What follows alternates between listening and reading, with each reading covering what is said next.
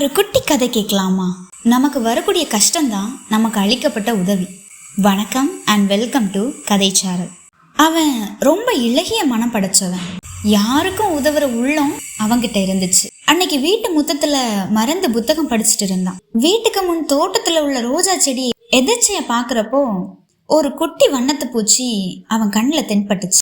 மகரையால் அந்த வண்ணத்து பூச்சி தன்னோட கூட்டுப்புழு கூட்டுல இருந்து வெளியில வர முடியாம தவிச்சிட்டு இருந்துச்சு.